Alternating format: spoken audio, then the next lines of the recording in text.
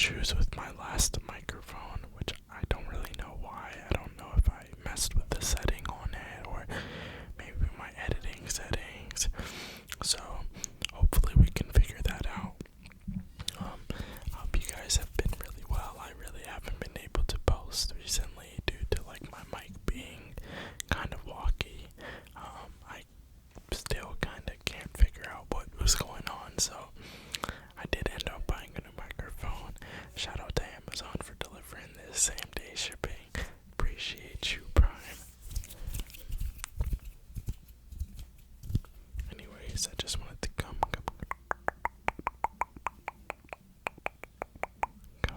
see you guys, see how you have been doing, see how you've been doing. I have been working. Soon to get paid again, I am excited for payday. I've been working on my bills, I'm like a month ahead, saving, just trying to do the best that I can.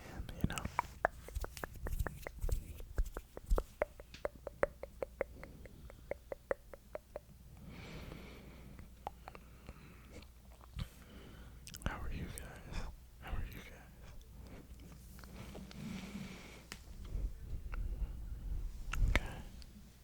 Okay. Good.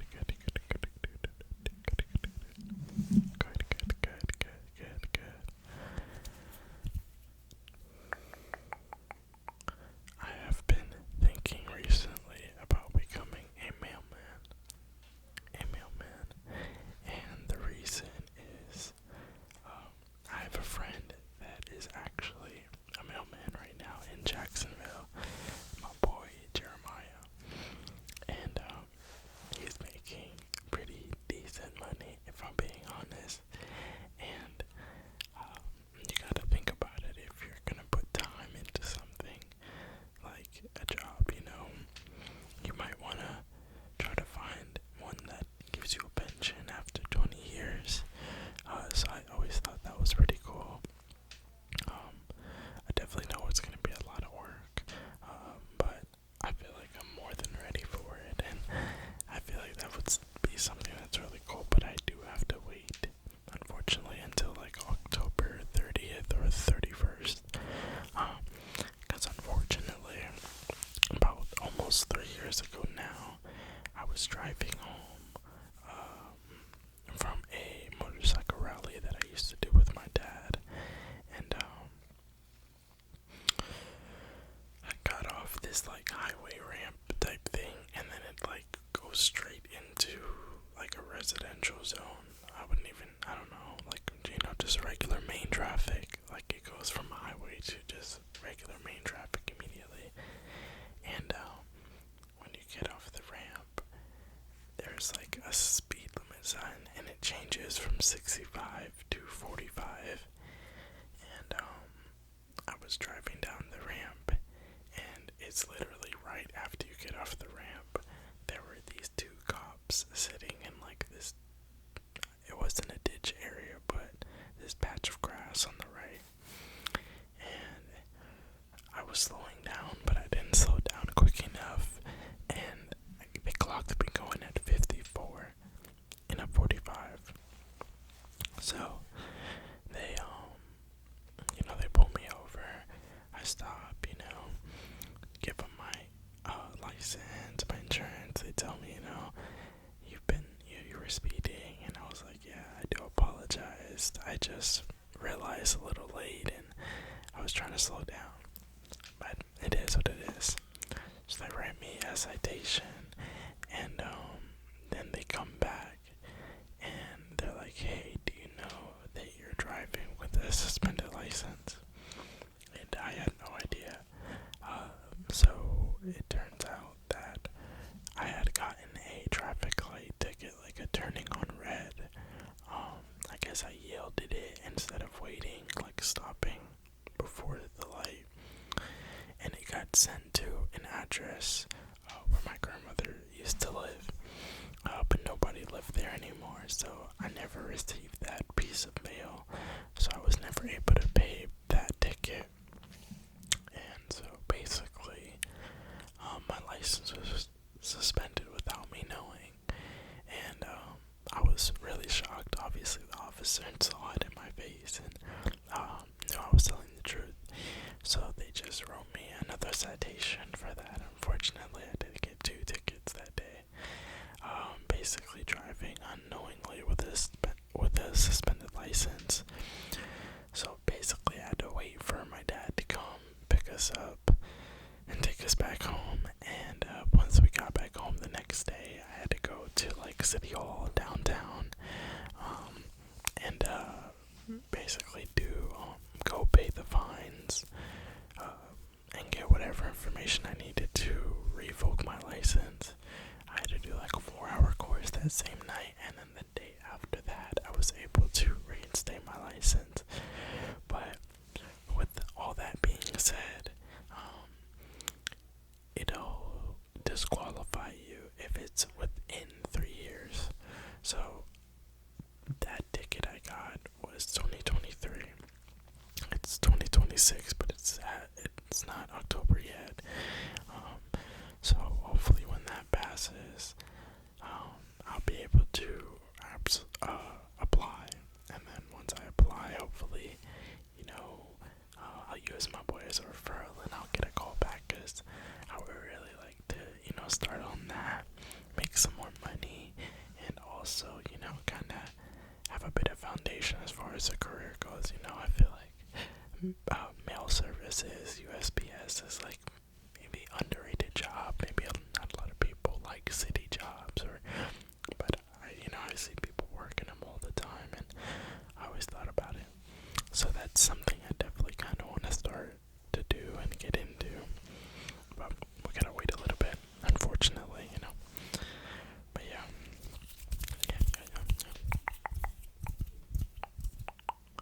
Let's see, what else have I got going on? Oh, if you guys have been watching the playoffs recently, it has been insane. The Orlando Magic literally lost a 3-1 lead. Like, we were up 3-1 against the Detroit Pistons, the number 1 seed in the East. And we fumbled. And I don't really like to play the blame game or anything like that, or point fingers, because as a team collectively, they didn't play up to the standard for the closeout games in order to move on to the second round. But what I will say is, Paolo Banchero, I like his game. He's a 6'10", basically small forward, power forward, whichever way you'd like to put it. Can handle the ball a bit. His jump shot's a little iffy at times, but all in all, he's a good player. He's the number 1 pick. He came from Duke. He has the talent and the ability, but I think he settles too much as far as dribble pull-ups go. And it is great when it's on. Like, it is perfect when he's shooting amazing and his shot is on. But when his shot is not on, it hurts the team more. You're taking 25, 30 shots a night. You're only hitting about 8, maybe 9 of them. 12, 10 if we're lucky. It's no good. I would watch the games, and it was literally Magic get the rebound, pass the ball in, they go down to the offensive end, and Paolo Banchero's taking the shots. And I appreciate it, because I know he wants to be a guy, and I know he can be that guy. But at your size, you're like Braun, bro. You're a physical freak of nature. You need to drive, take it in, get a rhythm, get to that free throw line. Tweak whatever you need to with your jump shot. But this is how you get your rhythm back. And I feel like as an NBA player, you have everything it takes. You gotta put forth more effort. And then free throws from the whole team, the Magic, like, our free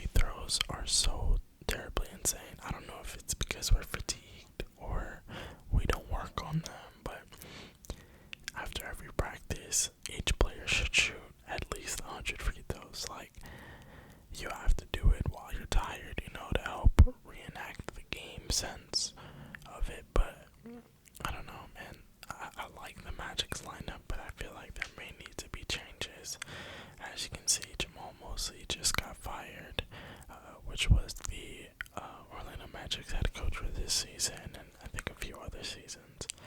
I didn't really know too much about him as a coach. He wasn't terrible.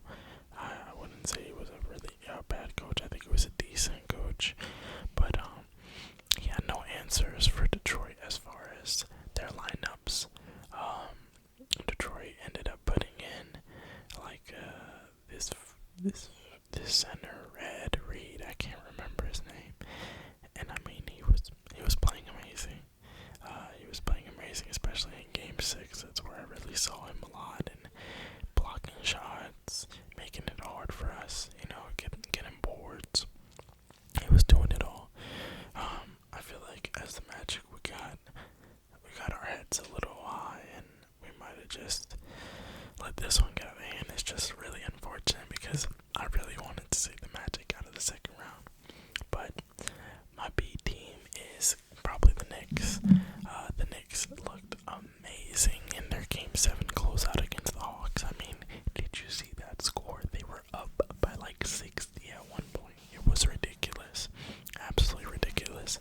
For all my basketball people, this is for you guys. I love ball. Basketball's my stuff. But yeah, even the Knicks last night, they just played the oh my gosh. They played Philly. They absolutely took Philly apart. They destroyed Philly. By the fourth quarter, the game was pretty much done. But Philly is scary still. One thing I can say is Joel Embiid, he can go on a tear.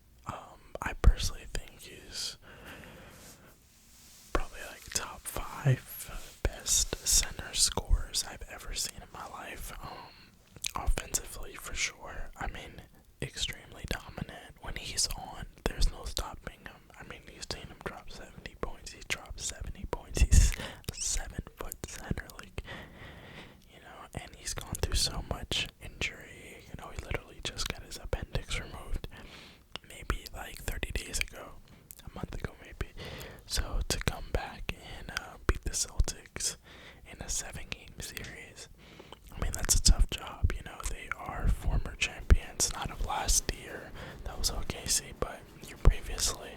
So that team is still good. Tatum coming off an injury, didn't play Game 7, so that definitely played into the effect of maybe the Sixers getting that dub. But they played hard. Jaylen Brown had a great season. Shout out to Jaylen Brown. I think you really picked it up for your team. You kept your team within like top 5 seed the whole season without Jason Tatum. They have a great bench, great depth, so they'll definitely be back in this next year. So hold your head high, Celtics fans.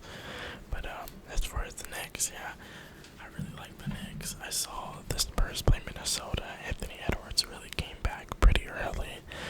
He had a hyper knee extension not too long ago, and yeah, he made his way back, and he's doing his thing. I think he had like 18 points last night, so he pulled it out. But Victor Wembanyama, he had 12 blocks.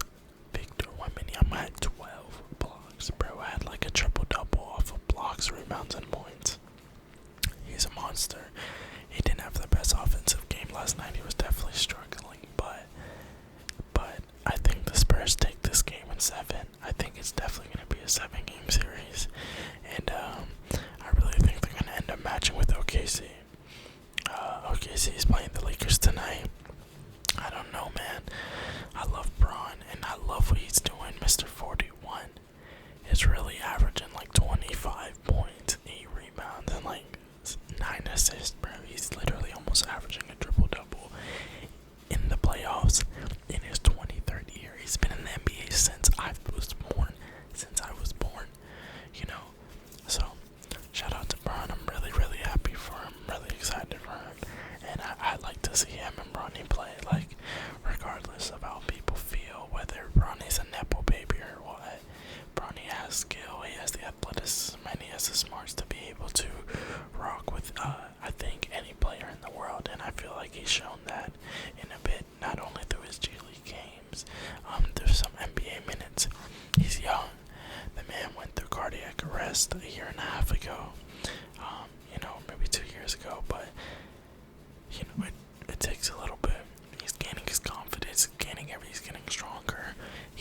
athleticism. I mean, have you seen that man jump? He can get in the air. You know, them bronze jeans coming through. So everybody relax, calm down, and you know, let them roll out, let them roll out, let them roll out. But yeah, the NBA has been really exciting. The playoffs have not failed us at all. They have not failed us at all. So I'm really excited to see how these next few weeks play out. And let me know what you guys have down in the comments as far as who you think is going to win the championship. I'm going to tell you who I want to win the championship, and then I'm going to tell you who I think will win the championship. Okay. I personally want the Spurs to win. I know. But I love the Spurs. I love Victor Wembanyama. I think he's probably going to become the greatest player, you know, to play our game for a while. I'm not saying he's going to be the GOAT, but I think he's basically going to become the new face of the league. And I think he has what it takes, and he's basically breaking barriers of what we look at as to be a center. He can dribble efficiently, shoot efficiently. I mean, his defense is unmatched. Now, I will say he did have some goaltends last night that the refs need to do a better job too. But it's kind of hard to see sometimes, you know, when you got this 7'4" giant blocking your view, and it looks like he's getting clean blocks, you know. But anyway, so I think we'll win. I think OKC, honestly, I think OKC might be the team to win it again. I mean, they basically have the same roster, same core. The team is absolutely outstanding. Shai Gilgeous-Alexander's still playing out of his mind. And, you know, they have a deep bench just like the Spurs. So, I think it's very telling and very hard to see them not winning it again this year. But we'll see what the matchups are like within these further weeks to come. But anyways, guys, I really do appreciate you for coming back to another one of my videos. I do apologize for taking so long to post another video. Like I said earlier, I was having mic issues and mic problems that I couldn't really address at the time. But we are back with a new mic and everything looks pretty good. My levels look good as far as the camera goes. So